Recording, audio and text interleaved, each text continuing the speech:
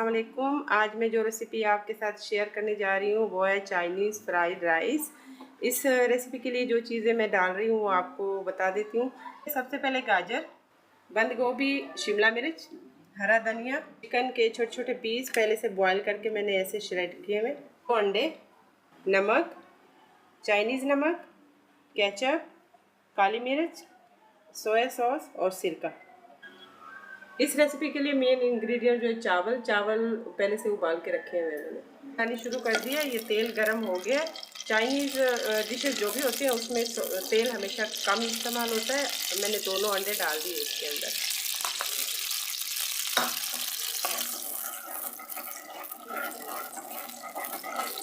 अंडों को अच्छी तरह इसमें तोड़ूंगी मैं।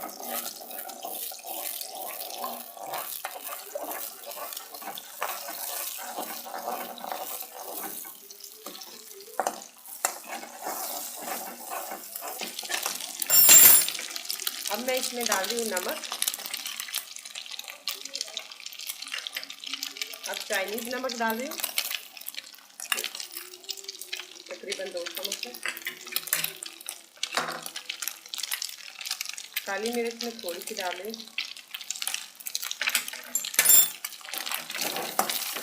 अब मैं इसमें डाल रही हूँ चिकन को थोड़े से फ्राई करना है, ज़्यादा नहीं पकाना। चाइनीज़ रेसिपी में ये खासियत होती है कि इसमें सब्जियां थोड़ी सी कच्ची होती है, ज़्यादा नहीं पकाते। अब मैं डालूंगी गाजर।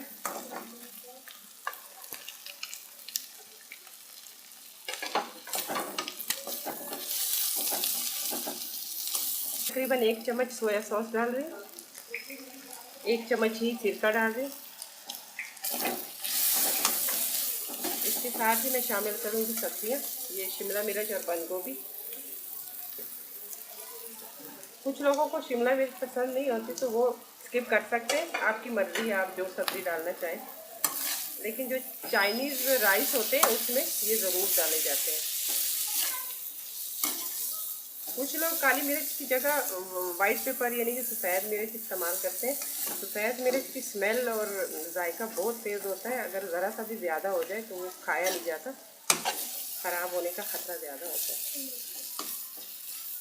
ये हमारी सब्जियां तकरीबन बन गई। अब इसमें मैं केचप डालूंगी।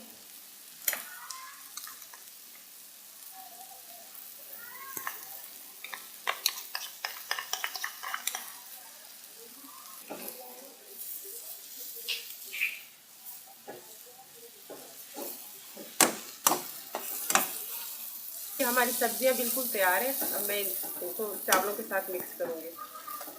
अब मैं चावलों के साथ सब्जी मिक्स कर रही हूँ। आप अलग से डिश में भी थोड़ा थोड़ा करके मिक्स कर सकते हैं और एक साथ पैन में भी मिक्स कर सकते हैं। अब मैं ये सब्जी डाल रही हूँ।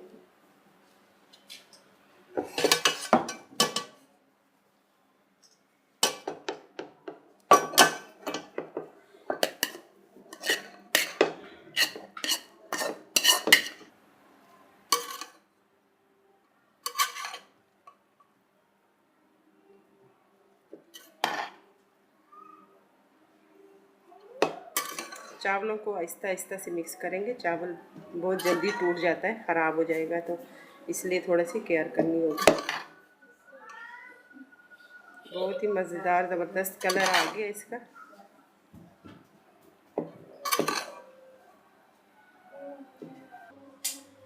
ये बहुत ही मज़ेदार चाइनीज़ फ्राइड राइस तैयार है। आप जब तक इसको आजमाएंगे नहीं, बनाएंगे नहीं, तो आपको पता नहीं चलेगा कि किस तरह का टेस्ट है।